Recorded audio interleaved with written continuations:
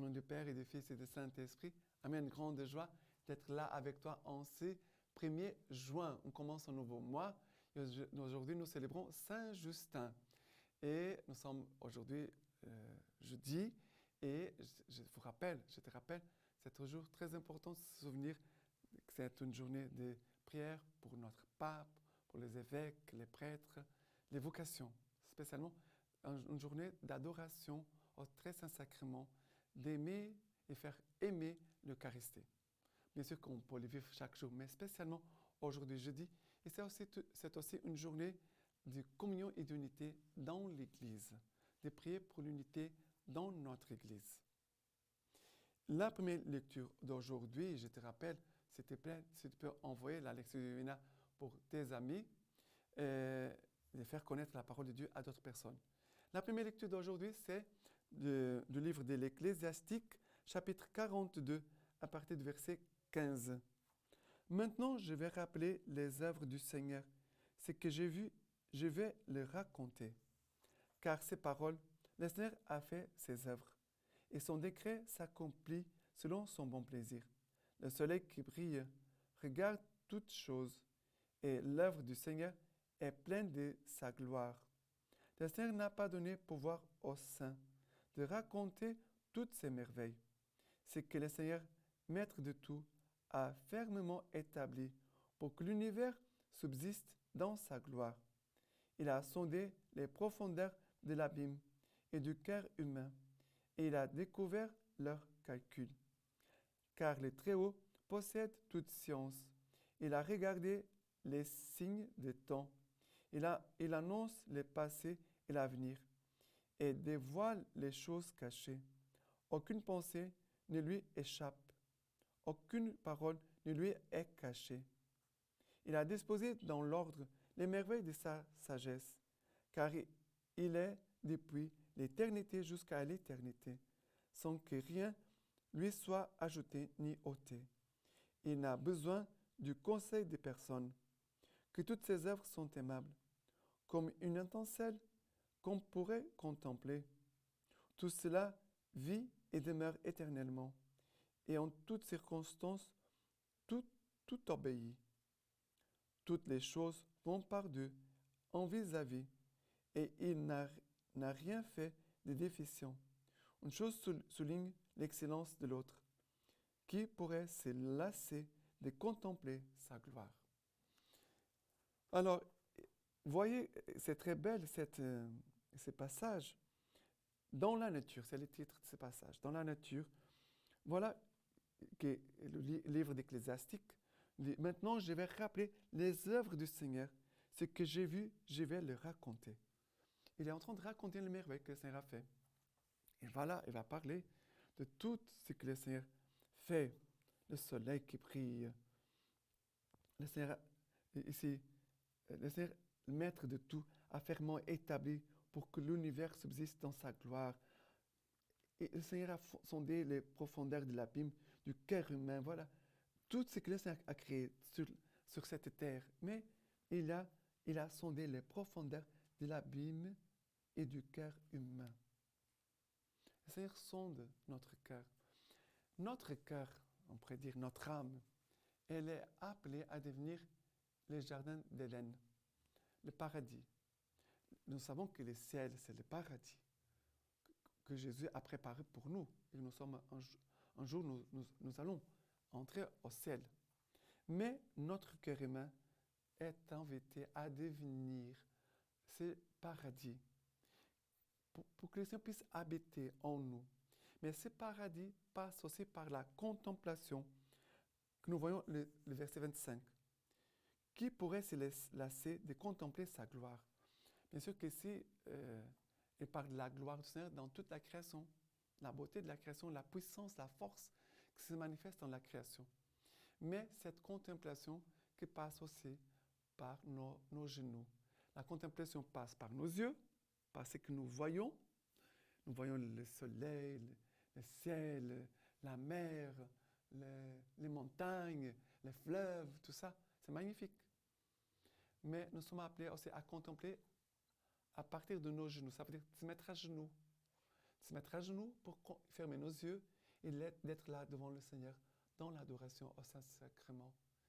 Moi, aujourd'hui, en cette lecture divine, je souhaite que la parole de Dieu puisse enflammer votre cœur des désirs de contemplation, d'adoration, d'être là en silence devant le tabernacle, avec la parole de Dieu dans tes mains, de prier le Seigneur, de l'écouter, de l'aimer, d'être là, disponible pour lui, d'être là comme un ami avec un ami.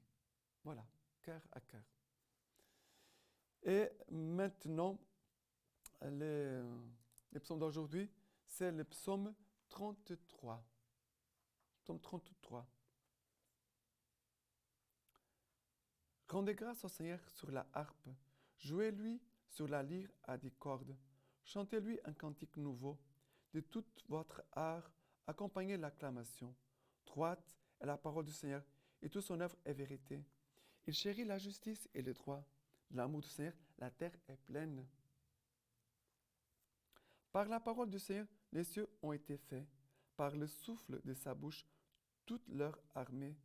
Il rassemble l'eau des mers comme une digue. Il met en réserve les abîmes. Qu'elle tremble devant le Seigneur toute la terre. Qu'il soit craint de tous les habitants du monde. Il parle et cela est. Il commande et cela existe.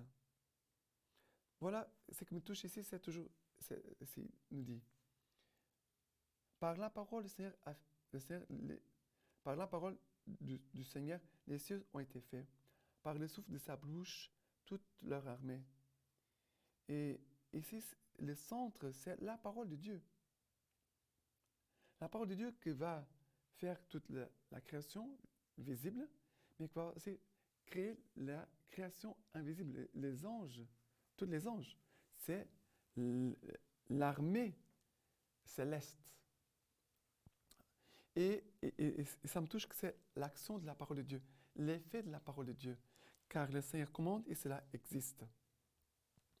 Et que nous puissions vraiment contempler, d'être là, en train d'adorer le Seigneur, d'écouter sa parole et laisser la parole de Dieu vraiment entrer en nous, faire on pourrait dire, la récréation en nous. Nous avons été créés, les péchés viennent détruire, et la parole de Dieu doit récréer, refaire ce que les péchés a détruit en nous. Laisse la parole de Dieu venir te guérir, te fortifier, te récréer. Et maintenant, l'évangile d'aujourd'hui, c'est Marc chapitre 10, à partir du verset 46. Ils arrivent à Jéricho, et comme ils sortaient de Jéricho avec ses disciples, Jésus avec ses disciples, une foule considérable, le fils de Timée, Bartimée, un mendiant aveugle, était assis au bord du chemin. Quand il apprit que c'était Jésus le Nazaréen, il se mit à crier, « Fils de David, Jésus, aie pitié de moi. » Et beaucoup le rabrouaient pour lui imposer silence. Mais lui criait de plus belle, « Fils de David, aie pitié de moi. » Jésus s'arrêta et dit, « Appelez-le. » On appelle l'aveugle en lui disant, « Aie confiance, lève-toi, il t'appelle. » Et lui, rejetant son manteau, bondit et vint à Jésus. Alors Jésus lui adressa la parole. « Que veux-tu que je fasse pour toi ?» L'aveugle lui répondit, « Rabboni, que je recouvre la vue. » Jésus lui dit, « Va, ta foi t'a sauvé. » Et aussitôt il recouvra la vue et il cheminait à sa suite. Alors ici, nous voyons cet homme mendiant, pauvre, au bord du chemin. Ça veut dire qu'il était loin de Dieu. Il est là, découragé, arrêté, sans rien faire. Mais à un moment, il est touché. Voyez la grâce de Dieu. Il a la foule qui passe, mais il a la grâce surprenante qui touche le cœur de cet homme. Il pourrait rester peut-être là, sans rien faire, peut-être triste, fermé sur lui-même, mais son cœur a été touché par la grâce. Il s'ouvre, regardez la grâce, il s'ouvre, il écoute, il commence à prier. Il commence à prier. Jésus, fils de David, aie pitié de moi. Jésus, fils de David, aie pitié de moi. Il commence à prier. Voyez l'effet de la grâce. Jésus qui passe, c'est Jésus, la parole de Dieu qui passe au milieu. La parole touche le cœur de cet homme.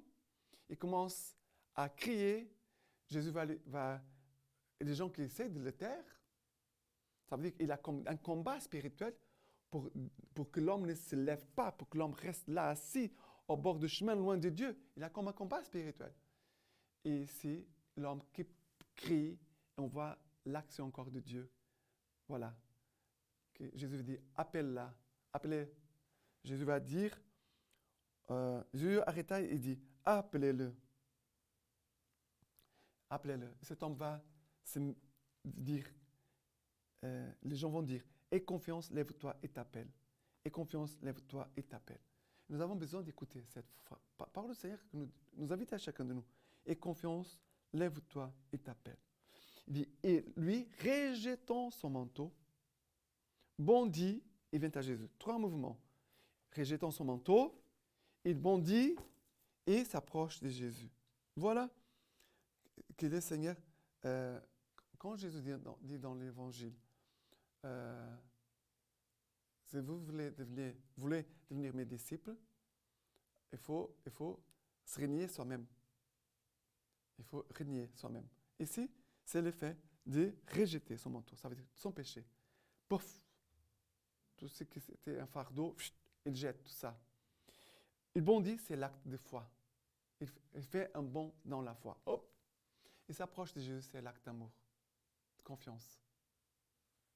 Et il va demander, Jésus lui pose la question, que veux-tu que je fasse pour toi? Jésus toujours nous demande, que veux-tu que je fasse pour toi? Et l'homme va dire que je recouvre la vue. Jésus va dire, va, ta foi t'a sauvé. Ici, vous voyez, la parole de Dieu produit en nous la foi.